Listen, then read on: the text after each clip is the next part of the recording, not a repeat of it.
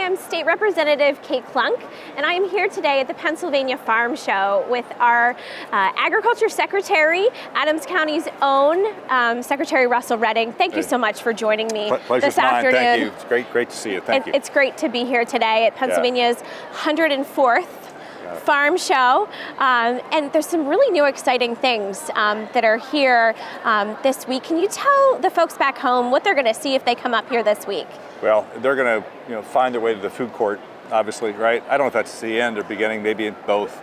But there's new food items. We always try to sort of spice that up a little bit, and there's a couple of favorites now, one of them being the grilled cheese, a mozzarella cheese fingers, dipping sauce, so it's good. There's a waterfowl exhibit if you want to take a look at the ducks. We took the duck slide away like 2 years ago and took a lot of heat for it. The ducks are back. Ducks are back, Ducks are back. Ducks are there. Go look at them. They're more natural habitat. There's the Grange has a heritage quilt trail, which I love the Grange, and this piece of history is out here in the one hall.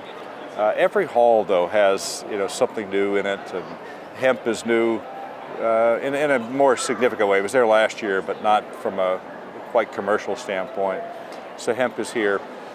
All good things. And there's a lot of competitions, going on up here, and I know a number of folks from home have won a number of ribbons. I've been all around here today, seeing everything from Aldous beer to chickens to cows to pigs. It's all here. It's all here. It's all here. It's all here. And some of those competitions, last night I participated in the celebrity draft competition, didn't do as well as maybe I had hoped. But I know you're competing in some competitions here this week. So what are you looking forward to the most out of all those competitions? Well, I've done the honey extraction with the beekeepers just as part of the culinary stage. This year they've bumped it up to a competitive event. Now, I don't know how that's going to work, right? But I'll participate in that. So have you been practicing? No. Okay. No. It's one of the rules I have of coming to Farm Show. If I'm going to participate, I don't practice. Okay, right? You got to do it cold. So we'll do the cow milking contest on Friday. That I have some experience in, but we'll see. I mean, you never know the team you get, the cow you get. Right. So we'll see how it works. You can never quite train the animal to. No, as much as you'd like to. It's a luck of the draw. So we'll see what happens. But they're all fun events to do, right? And then you intermix that with a lot of show ring activity, which I like to really do. If there's one spot in the Farm Show complex that reminds me of why we do this, it's seeing the youth in the show ring, right? And you get a chance to really understand that all this other stuff that we do and worry about, it'll work itself out. If you have people who are in that show ring with those skills and qualities in it, they'll figure it out. And that was really exciting this morning. I was able to be there for the scholarship award ceremony where one of my constituents, Daniel Rohrbaugh, received one of the Farm Show scholarships. And it's just great what we do here in Pennsylvania to really promote agriculture for that next generation and investing in their education from a scholarship perspective, but also passing this summer the Farm Bill, the Pennsylvania Farm Bill, which you see behind us here, which was such a cornerstone of really this past legislative session. And I really do believe that is showing our support, bipartisan, for Pennsylvania agriculture moving forward. And I was just curious, that was signed into law this summer. What are you hearing and seeing across Pennsylvania and some of the benefits from that package of bills that we passed? Yeah. Well, first of all, thanks for the support of the Farm Bill. I mean, I've thought about many of those programs for many years, and to finally see them all come together in the shorthand called a Farm Bill. It's actually 16 pieces of legislation that introduced in February and signed in June. So the process. Yeah, one of my bills was part of it with the farmland preservation. Exactly, critical, right? Critical piece of that. But what it's done to simply change the conversation, right? I think it sends very clear signals out to the ag community that, hey, we're interested in you, we care about you, there's things that we know we can help with and help facilitate, whether it's the business planning, whether it's inspiring somebody in the elementary school level to think about careers in agriculture or conservation or preservation. It's all found in the Farm Bill. So I'm really, I've had enough time to sort of travel the country and talk to other states, and usually the farm bills are reserved for federal right? Right. You know that, right? right? Yes, after working for President Bush and his ag advisor, that was always a big part of big deal. national agriculture issues, was that Farm Bill. Yeah, and in Pennsylvania, the only state with a Farm Bill in its history, and the only one that we know of that's taken place. So really an historic moment. But more importantly, what it does for agriculture and allows us to sort of be better prepared on the disease side, or talk about implementation of the Chesapeake Bay water quality needs, and on and on. So a good story. So one of those components, and it's a big issue in my district, is workforce development. Yeah. The Hanover Chamber has been very much on the forefront with our local community, with manufacturing, and trying to make sure that we are encouraging folks to go into manufacturing. But we also have an ag component in our local community because our ag community feeds a lot of our manufacturing, because we have Hanover Foods that does a lot of the frozen vegetables and canned vegetables, and then we have It's Quality Foods that does a lot of potato chips, Snyder's pretzels on the pretzel side of things. So we have that ag meats manufacturing component in my district, and I really am excited about that workforce development component to that Farm Bill. Can you talk a little bit about where the Department of Ag is moving to make sure that our young people are aware of the whole breadth of careers when it comes to agriculture here in Pennsylvania? Yeah, and you'll see here at the Farm Show complex, we're sort of flanked also by a couple of signs and posters that talk about the different careers and jobs. We have them hung throughout the complex, because I think there's part of our challenge is the awareness of ag and jobs and the opportunity, and use the Farm Show as a platform to say, yeah, it's about farming and farmers and farming, but it's also about food safety and technology in all forms, and veterinarians and conservationists. So in the Farm Bill there are several components to it, with a particular emphasis on the elementary education area, because we think that's where you need the early exposure to food, agriculture, plants, and weave it in as part of the biology if you can. So the Ag Youth Grants are there.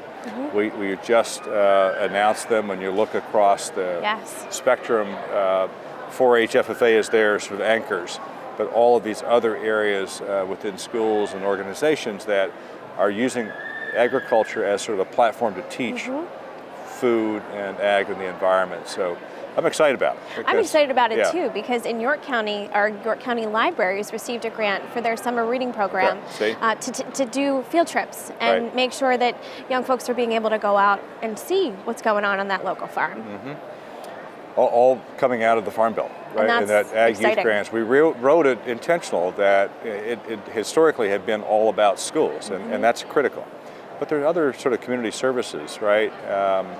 The folks who want to do things around, programs around food and ag that we think is really creative. It's a great way to hook, parents and the community into discussion about agriculture. Well, and that's where, in Pennsylvania, it's really a generational thing. Agriculture spans all generations. We have multiple, family farms in my district. My cousins are still farming on the family farm up near where you're from, outside of Ortana in Adams County. And really that farmland preservation component is really important, because we can have all the farmers and everyone interested in agriculture, but if we don't have the land, we're not going to be able to farm. So what do you think is important about farmland preservation? And if we have a farmer back home who's looking, or somebody who's looking to get into farming, what are we doing on farmland preservation to make sure that we have that land available? So there's a couple of pieces. One is, I'm proud that Pennsylvania leads the nation in preserved farms. We know the backlog list exists in York County and Adams County, and I think that's just a constant sort of making sure we've got funding and resources there. But parallel to that is, for the first time, again, as part of the Farm Bill related packages, there was a Senate farm package that included a tax credit for new and beginning farmers. And again, first time, like the Farm Bill, is in history that we could actually do that. That's important. You have a tax, a really transfer tax provision that you've been supportive of, and I think this is critical that at least for the family-to-family transfers, there's no really transfer tax. We extended that to non-family. But the Farm Bill, again, will be useful because you can do some business planning. If somebody says, I'm interested in the farm, but I need some help to sort of put together the budgets and plan for that, we can accomplish that. So I think for the first, you have this first time you have some capacity to really meet the needs of each of those different aspects of those transferring out, and with those who want to transfer into agriculture, we can help them. Well, and the Department of Agriculture does a lot to help our farmers, but there's a lot of things that the Department of Agriculture does that most people at home would have no clue that you guys are in charge of. So what are some of the things that the Department of Agriculture handles that most people at home don't know about?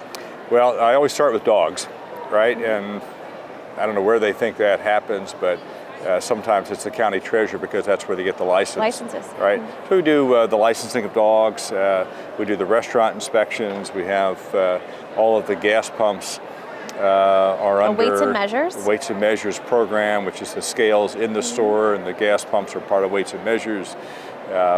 Fireworks, it has a historical tie for us just because it was tied to fertilizer, right? So, and what else? So you have all of the school lunch parts of school lunch program, all of the charitable food system, all of our food banks, and the soup kitchens. So many things are all part of agriculture. So proud to do it. Agriculture touches so many parts of our lives. Quick wrap-up questions for you. Quick hits. Yeah. You're from Adams County, fruit belt capital of Pennsylvania. What's your favorite apple? It's got to be the Honeycrisp. My favorite too. Yeah, I love it. And we're at the farm show. It's the milkshake. Vanilla, chocolate, or mixed? Chocolate. Yeah, very simple. Well, you heard it here first. Our Secretary of Agriculture loves Honeycrisp apples and chocolate milkshakes. Thank you so much for joining us, and come on up here to Harrisburg. The Pennsylvania Farm Show is going to be here through the end of the week. There's something here for everyone, and thanks for watching.